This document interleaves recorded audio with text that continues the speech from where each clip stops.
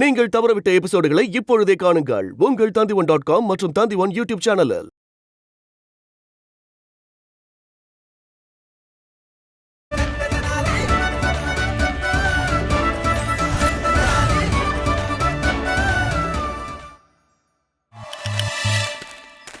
பண்டித ராமகிருஷ்ணரே, குண்டுக்கு பண்ணதுக்காக உங்ககிட்ட நான் மன்னிப்பு கேட்டுக்கிறேன். அட இல்ல சாஸ்திரி ஐயா, அதுக்கெல்லாம் எந்த அவசியமும் இல்ல. நன்றி. வாங்க. நீங்க நல்ல பாடம் கத்து கொடுத்திருக்கீங்க பண்டிதர் ராமகிருஷ்ணரே. பண்டிதர் ராமகிருஷ்ணர் கிட்டயே புத்திசாலித்தனத்தை காட்ட பார்த்திருக்கான். பண்டிதர் ராமகிருஷ்ணர் வாழ்க! பண்டிதர் ராமகிருஷ்ணர் வாழ்க! பண்டிதர் ராமகிருஷ்ணர் வாழ்க! பண்டிதர் ராமகிருஷ்ணர் வாழ்க! பண்டிதர் ராமகிருஷ்ணர் வாழ்க!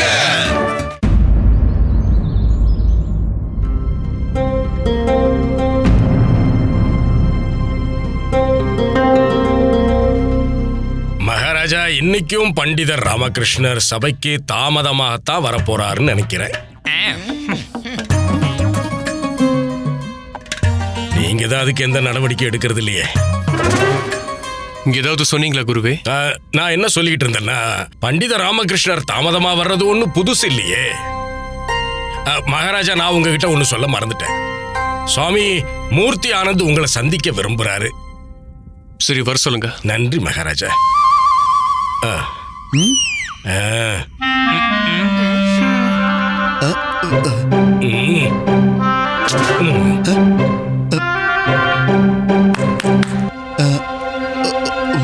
பம் பம் போலே,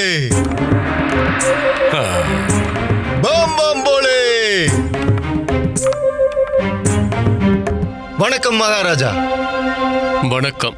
உங்களோட கட்டளையால தெய்வீகமான கோயிலை கட்டுற வேலை ஆரம்பிச்சிடுச்சு மகாராஜா. எனக்கு உங்ககிட்ட ஒரு வேண்டுதல் இருக்கு. நீங்களே உங்களோட ராசியான கைகளால கோவில் நிலத்துல கட்டுமானத்துக்கான முதல் கல்லை நாட்டணும்னு நான் கேட்டுக்கிறேன். கண்டிப்பா. வணக்கம் மகாராஜா. என்னதான் வீட்டு உணவு கொடுத்து வளர்த்தாலும் நாய்வாலு நிமிராது. அதுக்கு அர்த்தம், ஒரு நபருக்கு எவ்வளவுதான் வாய்ப்புகள் வந்தாலும் அவரோட இயல்பு குணம் மட்டும் மாறவே மாறாது. அப்படிப்பட்டவர் தான் நம்மளுடைய பண்டித ராமகிருஷ்ணர். எவ்வளவு வேண்டுகோள்கள் கொடுத்தாச்சு, அவருக்கு எவ்வளவு எச்சரிக்கைகள் கொடுத்தாச்சு, ஆனாலும் சபைக்கு தாமதமா வர்றது நிக்கல. பண்டிதர் ராமகிருஷ்ணரே, இன்னைக்கே நீங்க அரசவைக்கு தாமதமா வந்தீங்கன்னு நான் தெரிஞ்சுக்கலாமா? மன்னிச்சிருங்க மகாராஜா, ஒரு முக்கியமான வேலையில மாட்டிக்கிட்டேன்.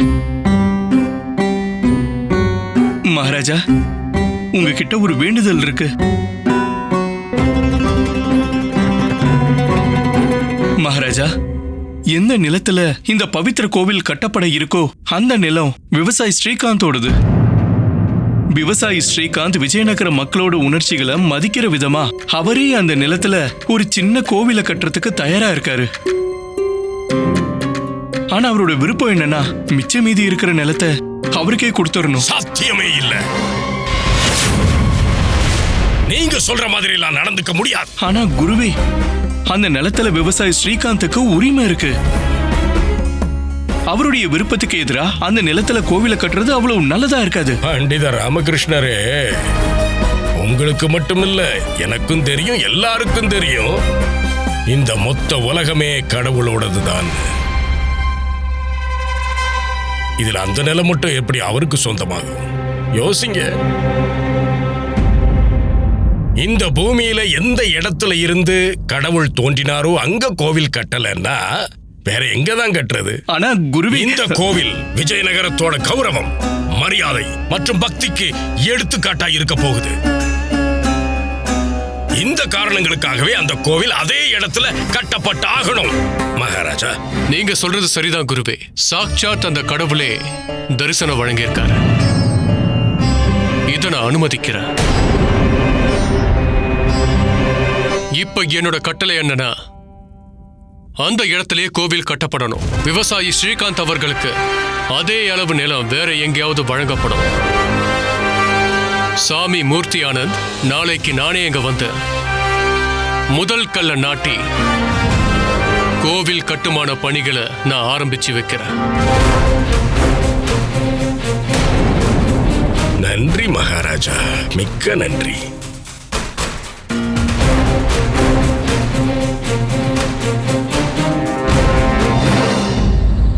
தாயே, எனக்கு எந்த வழியும் தோண மாட்டேங்குது. இப்ப நீங்களே ஏதாவது வழி காட்டுங்க. இந்த சாரதாவோட பிரச்சனையை என்ன பண்றது? இன்னைக்கும் நான் அவ கேள்விக்கு பதில் சொல்லலன்னா இன்னைக்கும் நான் வெளியில தான் படுத்து தூங்கணும். உங்களுக்கே தெரியும்ல, எனக்கு முற்றத்துல தூக்கம் வராது. கொஞ்சம் உதவி பண்ணுங்களேம்மா. உனக்கு ஏதாவது தெரியுமாடா பண்டிதர் ராமகிருஷ்ணர் யாருன்னு? இவரோட திறமைய பத்தியும் அறிவு பத்தியும் விஜயநகரம் முழுக்க புகழ்ந்துட்டு இருக்காங்க. இவருக்கு வேதம், புராணம், உபநிடதம் எல்லாமே தெரியும். வேத புராணங்கள்மா.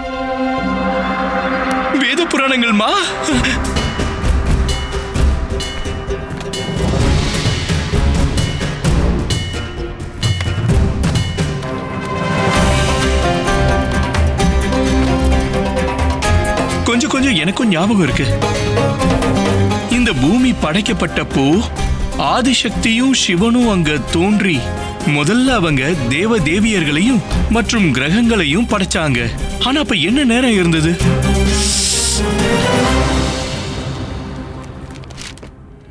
அது பகலா இல்ல இரவா? பகலா இல்ல இரவா? கிடைச்சிருச்சு. ஆரம்பத்துல முதல்ல இருள் தான் இருந்தது. அப்புறம் ஓம்ன்ற சத்தத்தோட ஒளியில ஆதிசக்தியும் சிவனும் தோன்றினாங்க.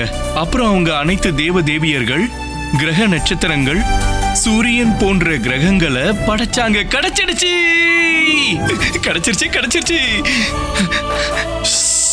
பதில் கிடைச்சிருச்சுமா. முட்டா பயலே, எனக்கு இது ஏற்கனவே தெரியுமா? நான் எப்படி மறந்து போனேன்? புராணங்கள்ல இதுக்கான பதில் ஏற்கனவே எழுதி இருக்கு. அந்த நேரத்துல முழுமையான இருள் இருந்தது. அப்படின்னா இந்த பூமி படைக்கப்பட்டப்போ அது இரவு நேரமா இருந்தது. நன்றி தாயே, நன்றி.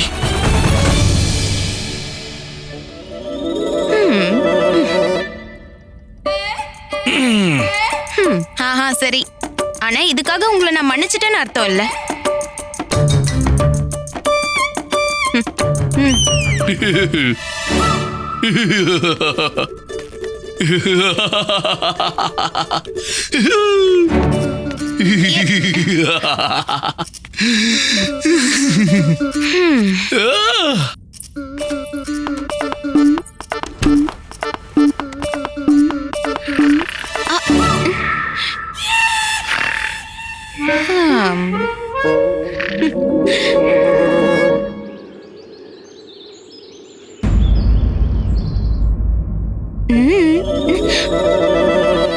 அம்மா, தயவு செஞ்சு இப்படி பண்ணாதீங்க. உங்களே பாத்துட்டு இருந்தான்னா அப்புறம் சாப்பிடவே மாட்டான். என்னங்க, சுண்டல் ஊற வச்சிருங்க. நான் ராத்திரி சுண்டல் குழம்பு வச்சிடுறேன். சரதா, நான் வாய மூடு, தூங்கு. நான் இப்பவே நீ விடு. ஷால்டா, சுண்டலை நான் ஊற வைக்கிறேன்.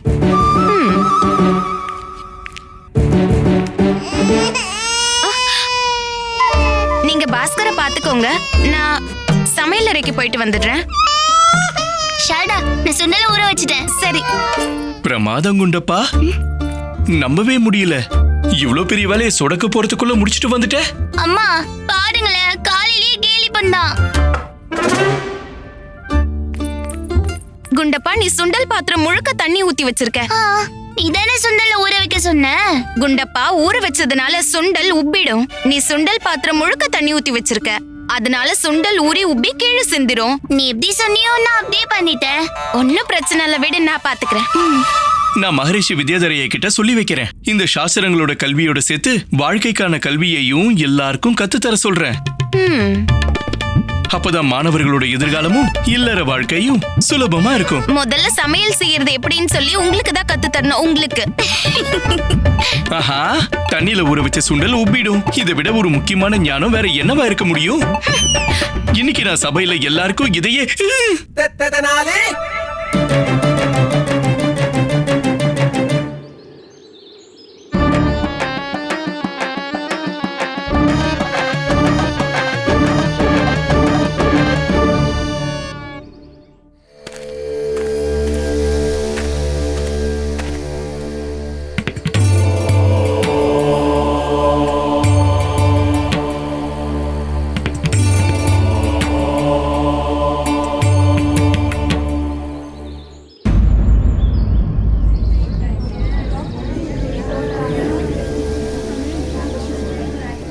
அட, பண்டிதர் ராமகிருஷ்ணர் தவத்துல மூழ்கி இருக்காரு. வாங்க வாங்க, இங்க பாருங்க, இங்க உட்காந்து தவம் பண்ணிக்கிட்டு இருக்காரு. ஆசீர்வாதம் பண்ணுங்க குருவே. நல்லாரு. ஏய், என்ன ஆசீர்வாதம் வாங்குறியா இல்ல காலை வார பாக்குறியா? நல்லா இருப்போ. ஆசீர்வாதம் கிடைச்சிருச்சு.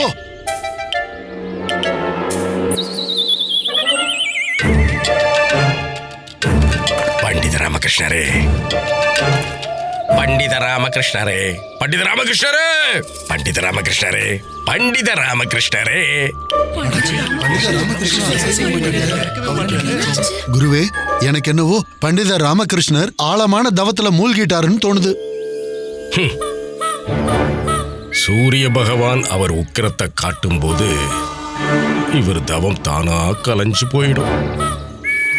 அப்புறம் தவம் எப்படி தொடருதுன்னு பார்க்கிறேன்.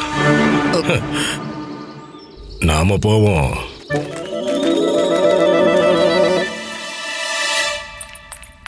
அம்மா அம்மா அம்மா, அவர் தவம் பண்ண உட்கார்ந்துட்டாரு. எங்க? மாளிகைக்கு வெளியே. யார் சொன்னாலும் எந்திரிக்க மாட்டேங்கிறாரு. நீங்க சீக்கிரம் வாங்க வாங்க.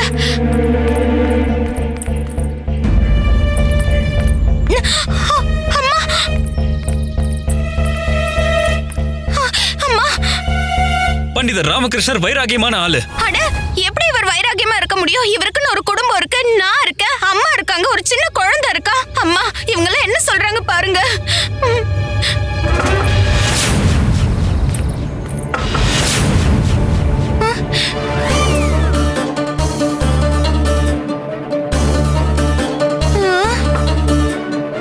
இவனுக்கு தடிய பார்த்தும் பயம் இல்லையா? இப்ப என்ன பண்றது? என்ன மன்னிச்சிருங்க. நான் நம்மளோட அறையில இருந்து உங்களை எப்பவும் வெளியே அனுப்ப மாட்டேன்.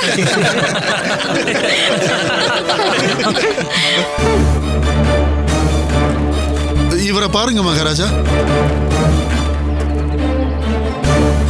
மகாராஜா, மகாராஜா, நீங்க உடனே இவர்கிட்ட தவத்தை நிறுத்த சொல்லி கட்டளை இடுங்க. இதுல யோசிக்கிறதுக்கு ஒண்ணும் இல்ல மகாராஜா. இது பண்டித ராமகிருஷ்ணரோட ஏதோ ஒரு யுக்தி. இல்ல, என்னமா? குருவே, எனக்கு அப்படி தோணுது மகாராஜா.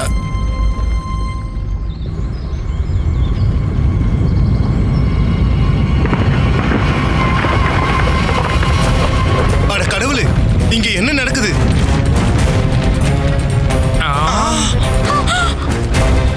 நிலத்துக்கு அடியில இருந்து ஒரு சிலை மேல வந்துட்டு இருக்கு.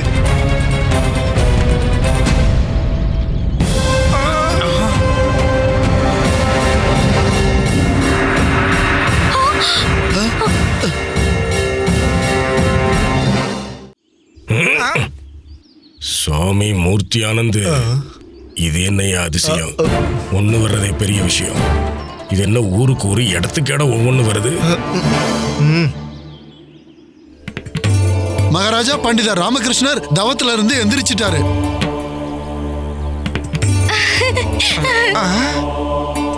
கோத்வால் ஐயா, பண்டிதர் ராமகிருஷ்ணன் இல்ல, வெறும் பக்தன் ராமான்னு கூப்பிடுங்க. பக்தனா? மகாராஜா, பக்தன் ராமாவின் வணக்கங்களை ஏத்துக்கோங்க. வணக்கம். பக்தர் ராமா, பக்தர் ராமா, பக்தர் ராமா, பக்தர் ராமா. ஏங்க? தேவி, தயவு செஞ்சு என்ன பக்தன் ராமானே கூப்பிடுங்க. அம்மா, பாருங்க. மகாராஜா, நான் கடுமையான தவத்தின் மூலமா கடவுளை இந்த நிலத்துல தோன்ற வச்சுட்டேன். விவசாயி ஸ்ரீகாந்தோடைய நிலம் மாளிகையை விட்டு கொஞ்சம் தூரத்துல இருந்தது. உங்களுக்கு அங்க போக கடினமா இருக்க கூடாதுன்னு நான் கடவுள் கிட்ட பிரார்த்தனை பண்ணேன். அவர்கிட்ட இதே நிலத்துல தோன்ற சொல்லி வேண்டி கேட்டுக்கிட்டேன். இங்க பாருங்க, கடவுள் என்னுடைய பிரார்த்தனையை கேட்டுட்டாரு. அதுக்கான சாட்சி உங்க கண் முன்னாடியே இருக்கு மகாராஜா. இப்ப நீங்க இந்த நிலத்திலையும் ஒரு பிரம்மாண்டமான கோவிலை கட்டுறதுக்கு அனுமதி வழங்குங்க. இது கூட நல்லா இருக்கு மகாராஜா. லாபமோ லாபம்தான். அதாவது நான் என்ன சொல்ல வரேன்னா, விஜயநகரம் ஒரு தீர்த்த ஸ்தலம் ஆயிடும். இந்த நாடு முழுக்க இருக்க மக்கள் எல்லாரும் இங்க வருவாங்க. வந்து பக்தியோட தங்க நாணயங்களை கொட்டிட்டு போவாங்க. வாய மூடுறா கழுத.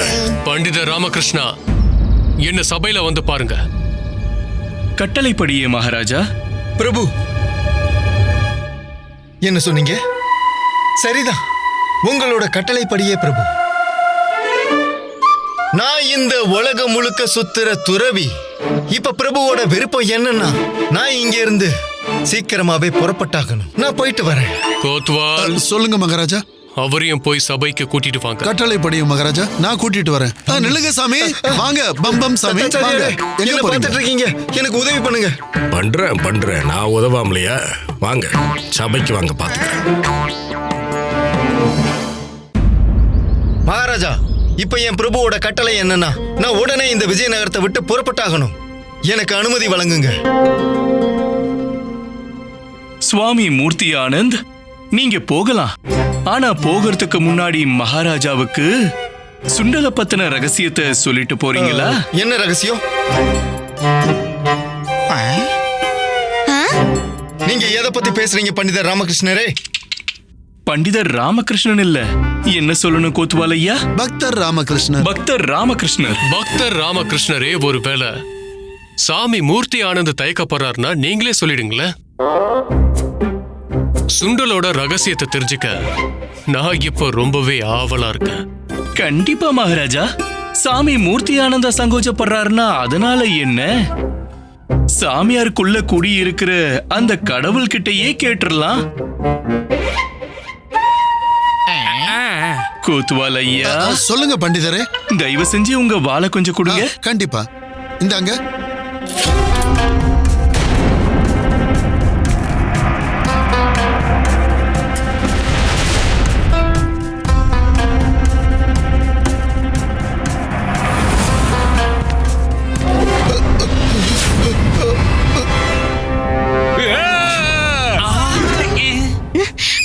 என்ன மன்னிச்சிடுங்க சுவாமி மூர்த்தி ஆனந்த்.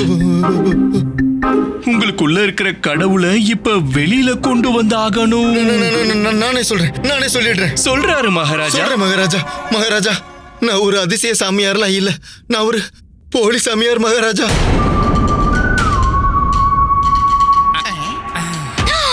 நிலத்துக்கடியில இருந்து சில மேல வரதெல்லாம் அதிசயம்லாம் ஒண்ணும் இல்ல.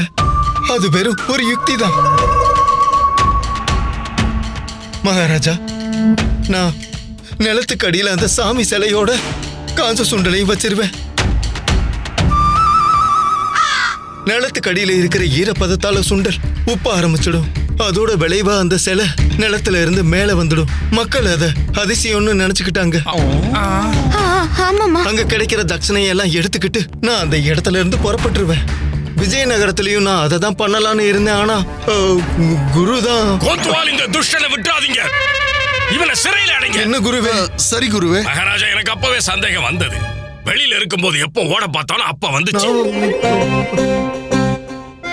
இவன் என்னோட உணர்ச்சிகளோட மட்டும் இல்ல, இந்த ஒட்டுமொத்த விஜயநகரத்தோட உணர்ச்சிகளோட விளையாடி இருக்கான்.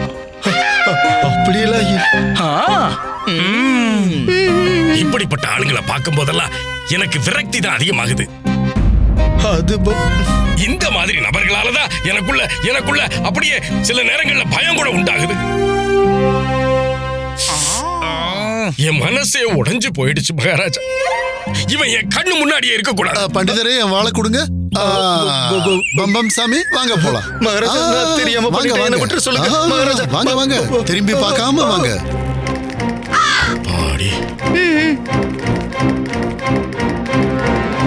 அற்புதம் பக்தர் ராமகிருஷ்ணரே. இந்த சாமியார் எல்லாரையும் நல்லதான் ஏமாத்திருக்காரு. ஆனா இவரோட திட்டம் தான் என்ன, அந்த யுக்திக்கு பின்னாடி இருந்த நோக்கம் என்னன்னு நான் தெரிஞ்சுக்க விரும்புறேன். இந்த யுக்தியை பத்தி உங்களுக்கு எப்படி தெரிஞ்சதுன்னு சொல்லுங்க. பக்தர் ராமலாம் இல்ல மகாராஜா, நான் பண்டிதர் ராமகிருஷ்ணனாவே இருந்துக்கிறேன். இந்த யுக்தி சாரதா தேவி கிட்ட இருந்து கிடைச்சது. தேவியா? என்ன தேவி தேவின்னு சொல்லிட்டு இருக்கீங்க? சாரதா கிட்ட இருந்து கிடைச்சது. மன்னிச்சிருங்க. குண்டப்பா, தண்ணியில ஊற வைக்கும் போது சுண்டல் உப்பிடும். நீ சுண்டல் பாத்திரம் முழுக்க தண்ணி ஊத்தி நிரப்பிட்ட, அதனால சுண்டல் ஊறி உப்பி கீழே சிந்திரும். அதுக்கப்புறம் நான் விவசாயி ஸ்ரீகாந்தோட நிலத்தை சோதிச்சு பார்க்க போயிருந்தேன்.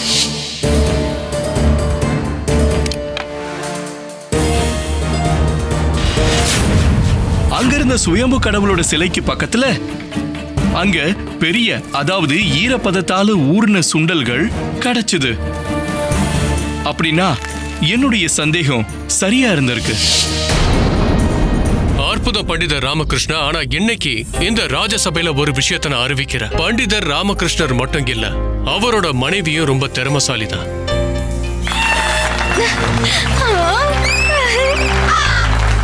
சாரதா தேவி, நீங்களும் திறமசாலிதான்.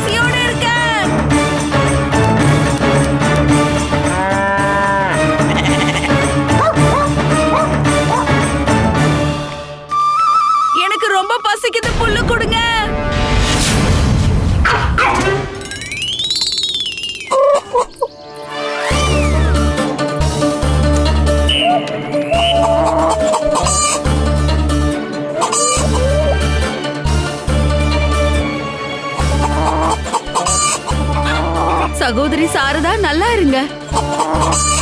இதெல்லாம் என்ன?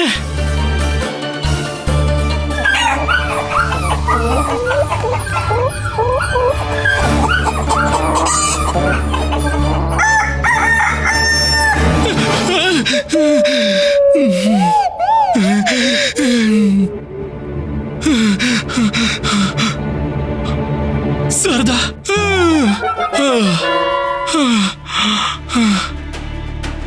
இது என்ன விசித்திரமான கனவா இருந்தது? அம்மா, ஏதாவது சங்கடம் வரப்போகுதா என்ன?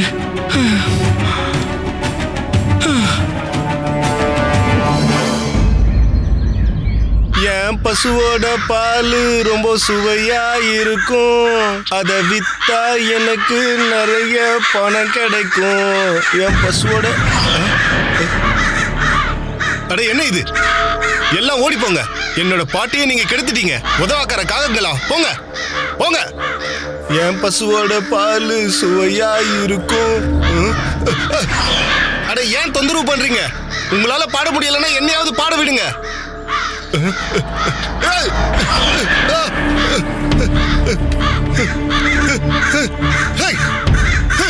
போங்க, உங்களுக்கு தான் பாட வரல, என்னையாவது பாட விடுங்க. போங்க போங்க.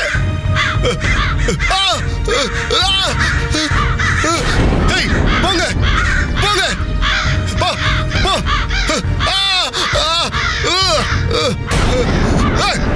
போங்க போங்க போங்க போங்க. என்ன மன்னிச்சிருங்க காகங்களே, இனி உங்களுக்கு பாட தெரியாதுன்னு நான் சொல்ல மாட்டேன். என்னை விட்டுருங்க.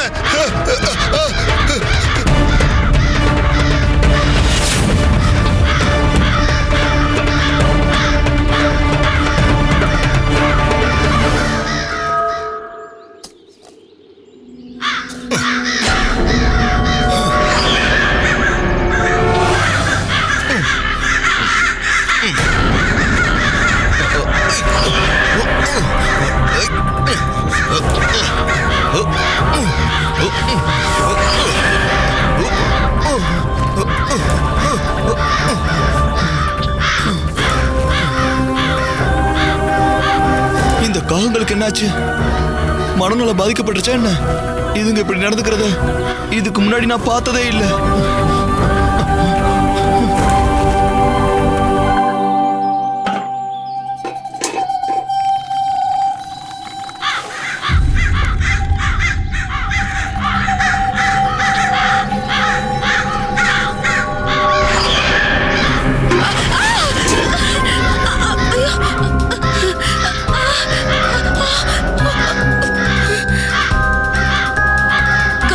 ரொம்ப அமைதியான பறவைகளாச்சு.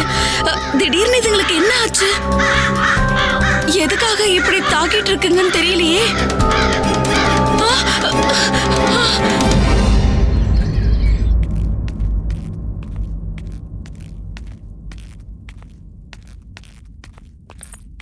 நில்லுங்க, அம்மா உங்ககிட்ட ஏதோ சொல்லணுமா?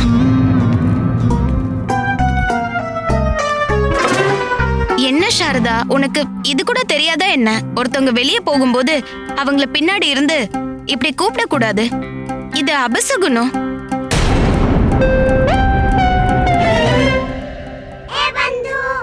ராமா, காலையில இருந்து உனக்கு எல்லாமே இங்க தப்பாவே நடந்துகிட்டு இருக்கு. தூங்கும்போது விசித்திரமான கனவு வந்தது. இப்ப சாரதா நீ கிளம்பும்போது கூப்பிட்டா. ஒருவேளை உண்மையாவே இது அபசகுணத்துக்கான அறிகுறியா இருக்குமா?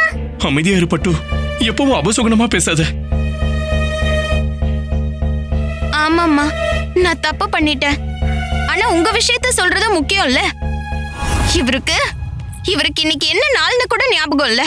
அட, நான் எங்க மறந்தேன்? இன்னைக்கு துவாதசி. துவாதசி தான், ஆனா எந்த மாசத்தோடது? சித்திர மாசம்.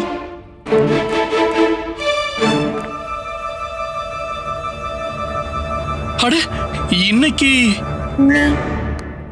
இந்த நாளை மறந்துட்டியா ராமா? இன்னைக்கு உன் அப்பாவோட ஆத்மாவுக்கு எவ்வளவு கஷ்டமா இருந்திருக்கும். அவரோட திதிய அவரோட மகனே மறந்துட்டான்னு நினைச்சு எவ்வளவு கஷ்டப்படுவாரு. இல்லம்மா, அப்படிலாம் எதுவும் இல்ல. எனக்கு ஞாபகம் இருக்கு. நான் சபைக்கு போய் மகாராஜா கிட்ட இன்னைக்கு விடுமுறை கேட்டுட்டு வரேன். அப்புறம் அப்பாவோட ஆத்மாவை சாந்தப்படுத்த படையல் போட்டு கும்பிடுவோம். எல்லா உணவும் அப்பாவுக்கு பிடிச்சதாவே பண்ணி வைப்போம். குறிப்பா பால்கோவா. ஆனா இந்த தடவை பிராமண விருந்து கோவில்ல தான் போடணும். நீ எல்லா பிராமணர்களையும் கோவிலுக்கே வர சொல்லிடு. அப்புறம் நாங்க உணவை வீட்லயே தயார் பண்ணி கொண்டு வந்துடுறோம். அப்புறமா தத்தாச்சாரியாரோட தனி அப்புறம் மணியையும் விருந்துக்கு அழைக்க மறந்துடாத. சரிங்க அம்மா.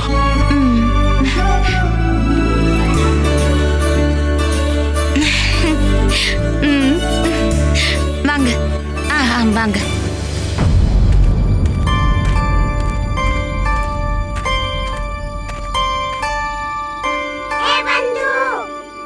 ராமா, நீ தேவையில்லாம இந்த கனவால பயந்து போயிட்டு இருக்க. பாரு, இதுவரைக்கும் எந்த அபசகுணமும் நடக்கலல்ல. ஆமா பட்டு, நீ சொல்றது சரிதான். இந்த கனவு, சகுனம், அபசகுனம் எல்லாமே மன பிரம்மதான்.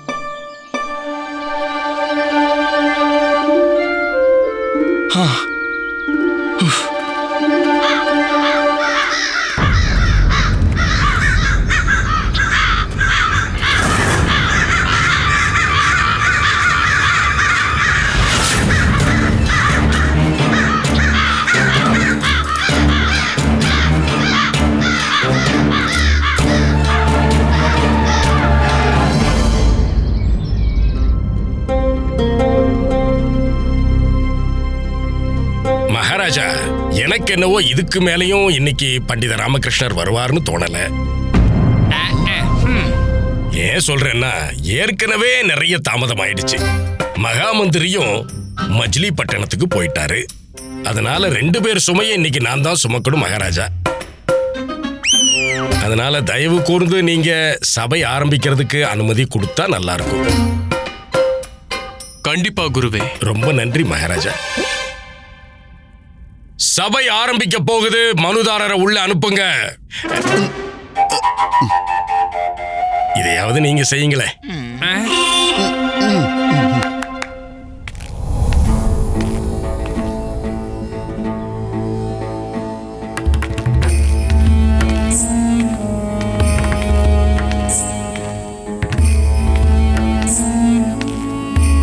வணக்கம் மகாராஜா. வணக்கம் முனிவரே. சரி சொல்லுங்க, இன்னைக்கு எங்க சபைக்கு நீங்க என்ன காரணத்துக்காக வந்திருக்கீங்க? மகாராஜா, நான் பல வருஷமா தவம் பண்ணிக்கிட்டு இருக்கேன். இத்தனை வருஷம் நான் தவம் பண்ணதுக்கு பிறகும் எனக்கு ஒரு கேள்விக்கு பதில் கிடைக்கவே இல்லை. அதனால என்னோட கேள்விக்கான பதில் கிடைக்கிறதுக்காக என்னோட பயணத்தை நான் ஆரம்பிச்சேன். பல நாடுகளுக்கும் பல ராஜ்யங்களுக்கும் நான் பயணிச்சேன். ஆனா எனக்கு பதில் தான் கிடைக்கவே இல்லை. பாத்தியாமணி, விஜயநகரத்தோட சபையை பத்தி நான் நிறைய கேள்விப்பட்டிருக்கேன். உங்க சபையில சிறந்த நிபுணர்களும் வித்வான்களும் இருக்காங்கன்னு கேள்விப்பட்டேன். அதுல ஒருத்தர் புத்திசாலியான திறமையான மதிப்புக்குரிய ராமகிருஷ்ணர் இருக்காருன்னு கேள்விப்பட்டேன். அதனால உங்க சபையில என்னோட கேள்விக்கான பதில் கண்டிப்பா கிடைக்கும்னு நம்புறேன். அப்போ ராமா சபைக்கு வராதது நல்லதா போச்சு. அவ இடத்துல இருந்து இந்த கேள்விக்கு பதில நான் சொல்லிட்டா நான் தான் அறிவாளி. கிடைக்கும் கிடைக்கும், கண்டிப்பா கிடைக்கும். ஏன் கிடைக்காது? உங்க கேள்விக்கு பதிலளிக்க நான் தயாரா இருக்கேன். சொல்லுங்க. மகாராஜாவோட அனுமதியோட. நீங்க தான் பண்டிதர் ராமகிருஷ்ணரா? என்ன பார்த்தா உங்களுக்கு பண்டிதர் ராமகிருஷ்ண மாதிரி தெரியுதா? நான் யார்? பொறுமை குருவே. இவரு பண்டிதர் ராமகிருஷ்ணர் இல்ல, எங்களோட ஆச்சாரிய தத்தாச்சாரியா ராஜகுரு. உங்களோட கேள்வி என்னன்னு நீங்க சொல்லுங்க முனிவரே. தயக்கப்படாம கேளுங்க. இதுவரைக்கும் இந்த சபையில இருந்து வெறும் கையோட யாருமே திரும்பினது இல்லை.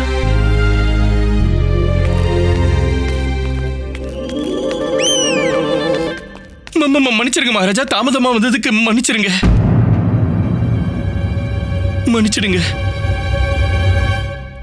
வந்துட்டார் சிறப்பு ஆலோசகர் ஐயா. முனிவரே, நீங்க உங்களோட கேள்வியை கேளுங்க.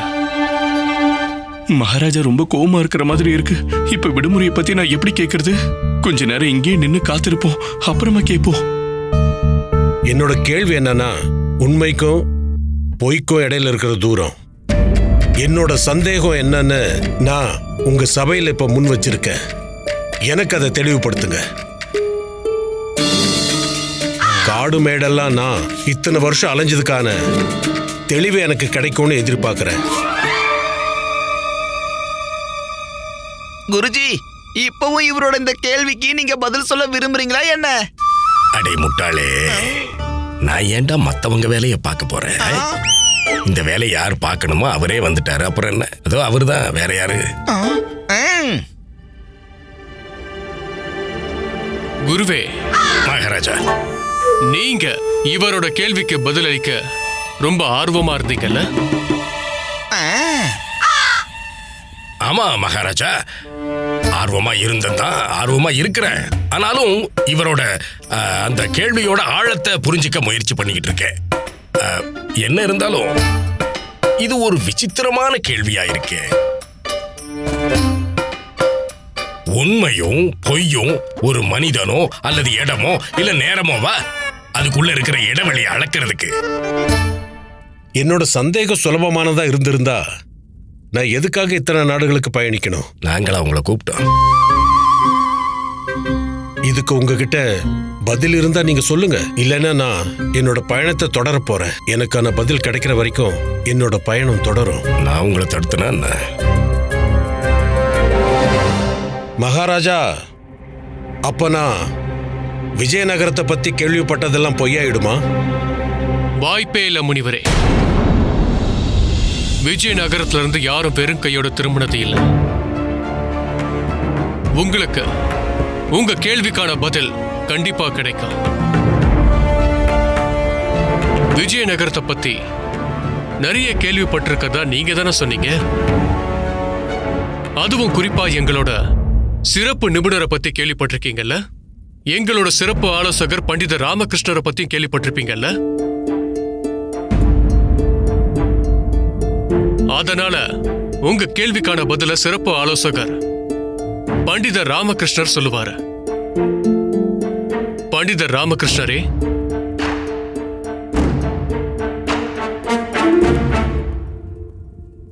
இந்த கேள்விக்கான பதில் இன்னைக்கு பண்டித ராமகிருஷ்ணன் கிட்டையும் இருக்கக்கூடாது. அப்பதான் இந்த சபையில என்னோட மான மரியாதை தப்பிக்கும். சொல்லுங்க மகா ஞானியே. புத்தியும் யுக்தியும் நிறைஞ்ச பண்டிதர் ராமகிருஷ்ணர் அவர்களே, உண்மைக்கும் பொய்க்கும் இடையில எவ்வளவு தூரம் இருக்கு?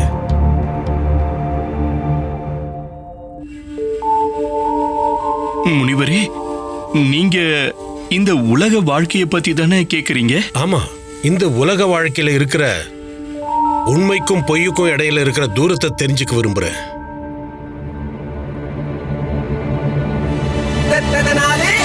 அப்படின்னா இப்படி புரிஞ்சுக்கோங்க முனிவரே, உண்மைக்கும் பொய்க்கும் இடையில வெறும் ஒரு நூலில இடைவெளி தான் இருக்கும்.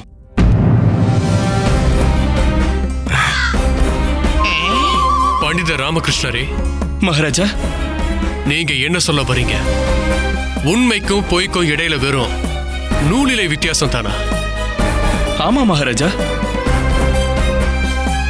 நம்மளுடைய கண்களுக்கும் காதுகளுக்கும் இடையில கூட அவ்வளவு இடைவெளி தானே இருக்கும். பண்டித ராமகிருஷ்ணரே, உண்மைக்கும் பொய்யுக்கும் இடையில இருக்கிற வித்தியாசத்துக்கும் கண்ணுக்கும் காதுக்கும் என்ன சம்பந்தம் இருக்கு? குருவே, நீங்களும் பெரியவங்க சொல்லி கேள்விப்பட்டிருப்பீங்க. காதால கேட்டு இல்ல, நேர்ல ஒரு விஷயத்த கண்ணால பார்த்து நம்பணும். அப்படின்னா கண்களால பார்க்க முடியறது தான் உண்மையானதா இருக்கும். ஆனா அதுவே காதுல கேட்கறது பொய்யா கூட இருக்கலாம். உதாரணத்துக்கு, ஒரு காதால நடந்து வர கால் தடங்களை கேட்க முடியும். ஆனா அந்த வந்துகிட்டு இருக்கிற நபர் நம்மளுடைய எதிரியா இல்ல நண்பனான அதால சொல்ல முடியாது. ஆனா கண்கள் பார்த்த உடனே அவங்கள அடையாளம் கண்டுபிடிச்சிரும். அதனாலதான் நான் கண்களை உண்மையாவும் காதுகளை பொய்யின் பிரதிபலிப்பா கருதி உண்மைக்கும் பொய்க்கும் இடையில இருக்கிற தூரம் நம்ம காதுகளுக்கும் கண்களுக்கும் இடையில இருக்கிற தூரத்துக்கு சமமானதா இருக்கும்னு சொன்னேன்.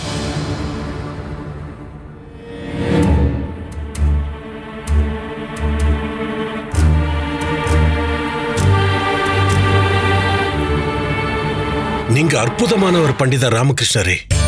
இந்த ஒட்டுமொத்த உலகத்தோட உண்மைக்கும் பொய்க்கும் இடையில இருக்கிற தூரத்தை சிறப்பா சொன்னாரு.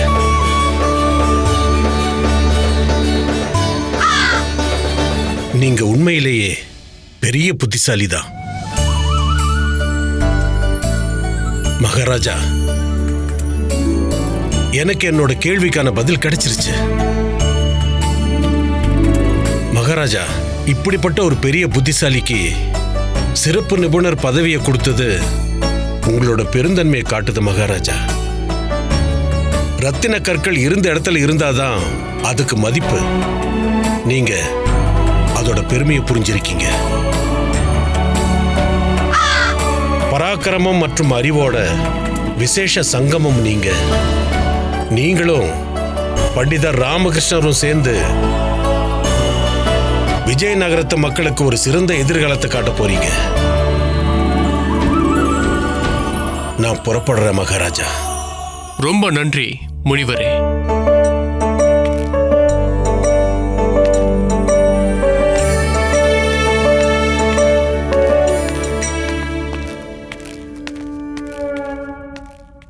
மகாராஜா, உங்ககிட்ட எனக்கு ஒரு விஷயம் கேட்கறதுக்கு அனுமதி வேணும். அனுமதி கொடுக்கிற என்ன விஷயம் சொல்லுங்க ராமகிருஷ்ணா.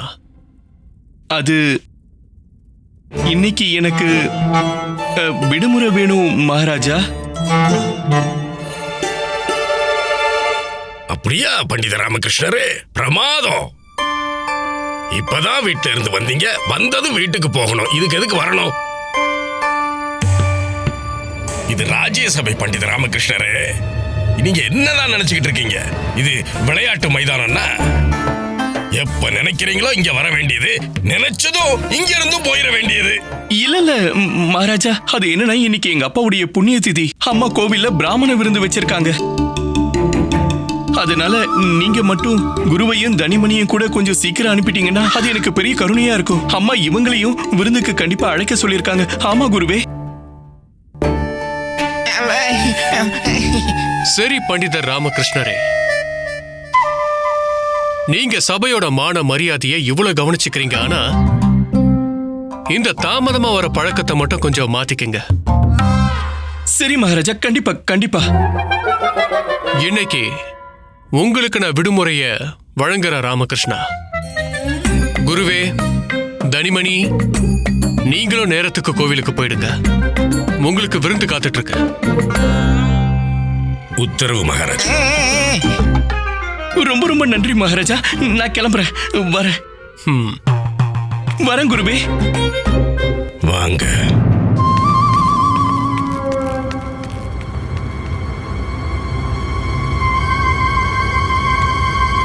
பண்டித ராமகிருஷ்ணா, தொடர்ந்து சபையில மானத்தை வாங்குறதே உன் வேலையா போச்சு. இப்ப நீ கொடுக்கிற விருந்திலேயே உன் மானத்தை நான் வாங்குறேன். என்ன அழைச்சதே நீதானே, என்னையும் விபரீதத்தையும். ஆனா இவ்வளவு சீக்கிரம் வாய்ப்பு வரும்னு நானும் எதிர்பார்க்கவே இல்லை.